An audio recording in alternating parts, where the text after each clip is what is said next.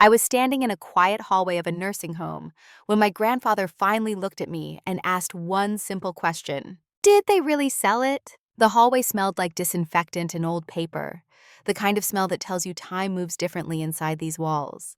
The fluorescent lights hummed softly above us, steady and indifferent. I had just arrived from the airport less than an hour earlier, my body still running on European time, my uniform wrinkled from travel. When he asked that question, his voice was calm. Not confused, not weak, calm in a way that made my stomach tighten. I already knew that whatever answer I gave would change everything. I told him the truth.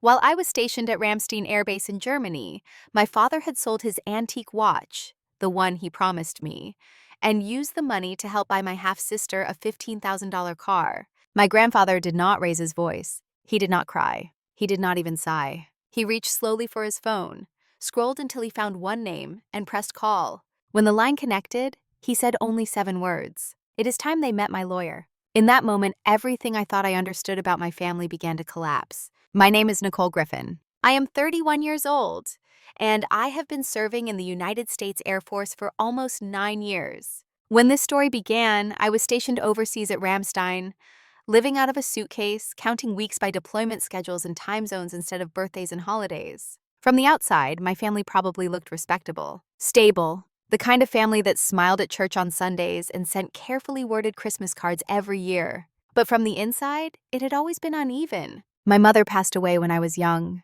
For a long time, it was just me, my father Robert, and my grandfather, his father, who lived nearby and quietly filled in the gaps. When my father remarried, I was 16. He gained a new wife and a new daughter, Lauren, my half-sister. She was 4 years younger than me, bright, fashionable, and immediately adored. Lauren became the center of gravity in our household. Her milestones were celebrated loudly. Her mistakes were explained away gently. I was the one who was told, "You are strong, Emily. You will be fine." And I believed that. I built my entire life around it. Joining the military felt like the most honest choice I could make. Structure, accountability, a world where promises mattered and responsibility was earned, not handed out based on charm or appearances. My grandfather understood that in a way no one else did. He had served too, back when uniforms were heavier and words like honor were spoken without irony. And there was the watch. An antique Hamilton wristwatch from the 1940s, worn smooth from decades of use. My grandfather received it from his own father and wore it every day of his working life.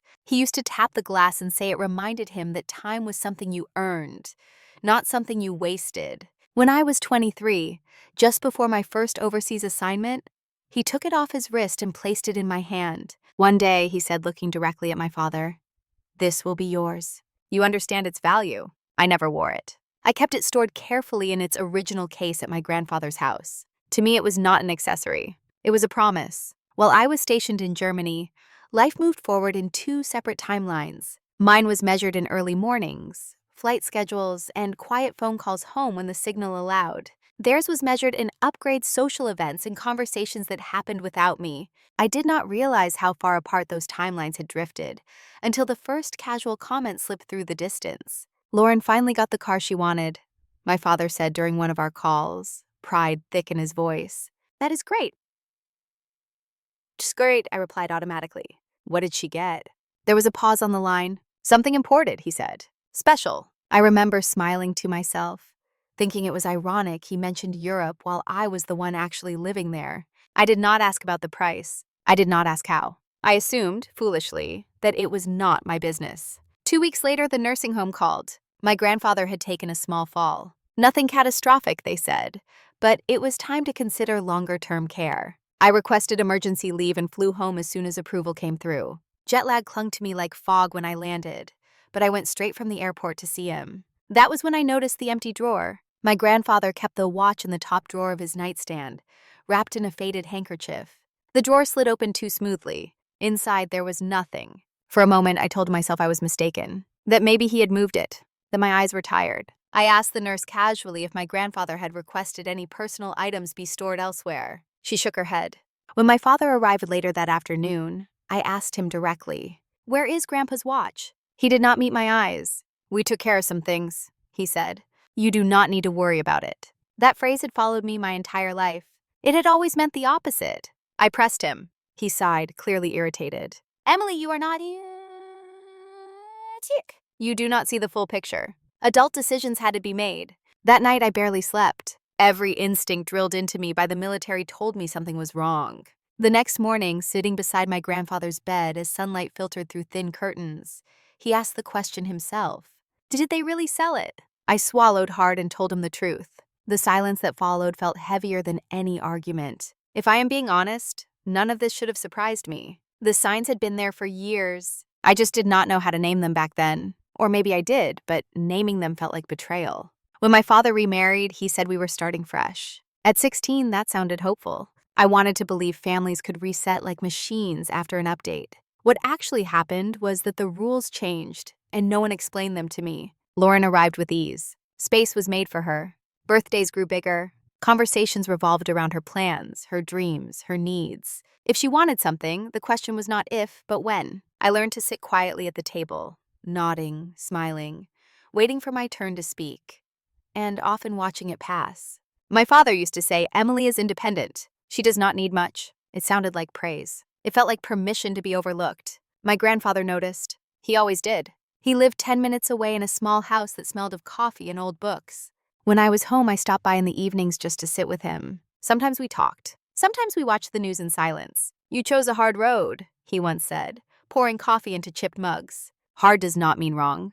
When I joined the Air Force, my father told everyone how proud he was. Maybe he was. But pride did not look like understanding. It did not look like learning the difference between a duty station and a deployment. It did not look like asking how it felt to miss holidays and birthdays. Lauren stayed close to home. She went to the right schools, dated the right people, and learned how to move through rooms where appearances mattered more than substance. My stepmother adored her. My father admired her. Together, they formed a unit I was never really part of. The car made that painfully clear. A photo on social media. Lauren smiling beside a sleek dark blue luxury sedan. The caption read, "New Beginnings." The comments flooded in. "Congratulations!" Heart emojis. Jokes about how lucky she was. Something about it did not sit right. Lauren did not earn that kind of money. My father had always preached financial discipline like a moral code. I called him that night. "That is quite a car," I said. "She deserves something nice," he replied. "She has been working hard." "At what?" I asked.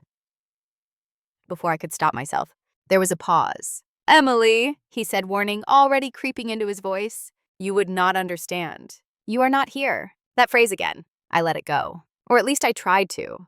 Then came the confrontation. "We needed liquidity," my father said when I pressed him later. "Lauren had an opportunity. A car like that opens doors. It was just sitting there." "That watch was not yours to sell," I said. He stepped closer, lowering his voice. "Your grandfather is fragile. He does not need stress. If you upset him and something happens, that is on you. Do you really want to live with that?" The words settled heavily between us. They were meant to scare me. And for a moment, they worked. But that night, watching my grandfather sleep, I realized something I had avoided my entire life. Silence had never protected anyone in this family. It had only made room for the wrong people to act without consequence. And for the first time, I knew I could not be quiet anymore. The next morning, I went back to the nursing home alone. The hallway was quiet, the kind of quiet that hums instead of rests. My grandfather was awake, sitting slightly upright, his eyes focused on the pale winter light coming through the window. He looked at me the way he always did when he knew something mattered. "You did not answer me yesterday," he said gently. "Not all the way." I pulled a chair close and sat. My hands felt cold even though the room was warm. "They sold it," I said. "Dad sold the watch." He closed his eyes, not in shock, but in recognition. "How much, he asked. Most of it went toward a car for Lauren, a very expensive one. He exhaled slowly, and they thought I would not notice. "They thought you would not be told," I said. A faint smile touched his lips, but there was no humor in it. "Your father has always mistaken silence for ignorance." He reached for the small table beside his bed. "Hand me my phone." I did. He scrolled through his contacts with steady fingers and pressed call. "James," he said when the line connected. "It is time." When he hung up, I stared at him. "Who was that?" "My lawyer," he replied simply. "He has been my lawyer for over 30 years. Longer than your father has been an adult." I realized then that this was not impulsive. This was prepared. "I hoped it would not come to this," he said. "But hope is not a plan." He asked me to do one thing. "Come to the gathering this weekend. Dress nicely. Do not argue. Do not explain. Just be present." When I told my father I had spoken to Grandpa, His reaction was immediate. "You told him," he snapped.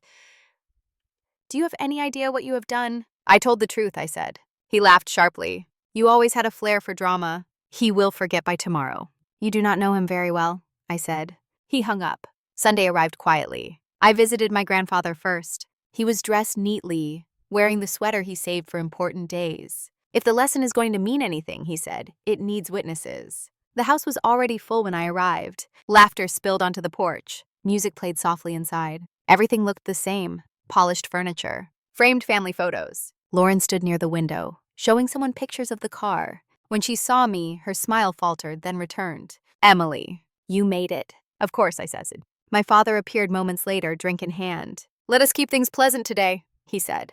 "Always," I replied. He raised his glass. "Family means everything to us. We are proud to support Lauren's future." Applause followed. Then a man I did not recognize stepped forward. "Robert Carter," he said calmly. My father frowned. "My name is James Holloway. I am your father's attorney." The room went silent. James opened his briefcase with deliberate care. "The watch that was sold several weeks ago was held in trust," he said. "A trust created 5 years ago, designated for a specific beneficiary." He turned toward me. "Nicole Griffin." The murmurs started immediately. "The proceeds from the unauthorized sale must be returned to the trust within 60 days, he continued. The funds were used toward the purchase of a vehicle valued at $15,000. Lauren gasped. "It is an asset," James corrected. He turned another page. "The house," he added, "still belongs to your father. You live here by permission, not ownership." My father's face drained of color. "This is absurd," he said. "She manipulated him." James met his gaze. "Your father was of sound mind. He anticipated this exact scenario. Emily is the sole beneficiary." The silence was absolute. "This is not revenge," James said.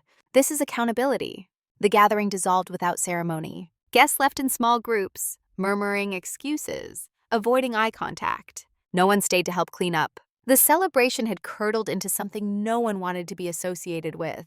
My father sat at the table long after everyone had gone, staring at nothing. I went to the nursing home that night. "You stood when it mattered," my grandfather said. The weeks that followed were quiet but heavy. Arrangements were made, deadlines set, paperwork signed. Lauren returned the car. The dealership offered far less than what had been paid. The loss was significant. So was the lesson. My father moved out 2 months later. He did not use the full time he was given. We spoke once on the phone. "I should have protected that watch," he said. "Yes," I replied. "You should have."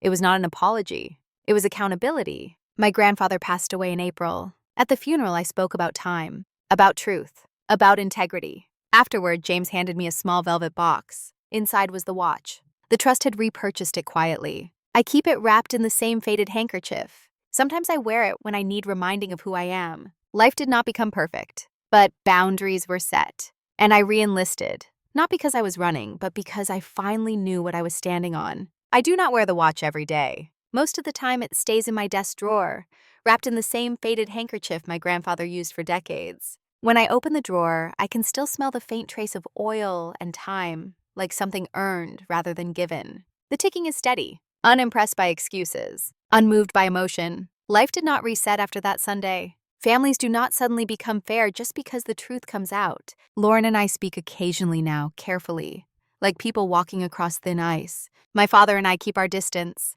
not out of anger, but out of respect for boundaries that took far too long to establish. I learned something important through all of this. Standing up for yourself is not the same as hurting others. For most of my life, I believed that being quiet made me strong, that enduring made me noble, that swallowing discomfort was the price of keeping peace. But the silence is not always sacrifice. Sometimes it is permission. Permission for people to take what was never theirs. Permission for patterns to continue unchecked. Permission for promises to be broken without consequence. The military taught me many things. Discipline, responsibility, accountability. But my grandfather taught me something just as important. Time tells the truth, even when people do not. Justice does not always arrive loudly. Sometimes it comes quietly, through paperwork, deadlines, and the courage to let consequences unfold. Sometimes the hardest part is not watching others fall, but standing still long enough to let yourself rise. I re-enlisted because I finally understood what I was serving.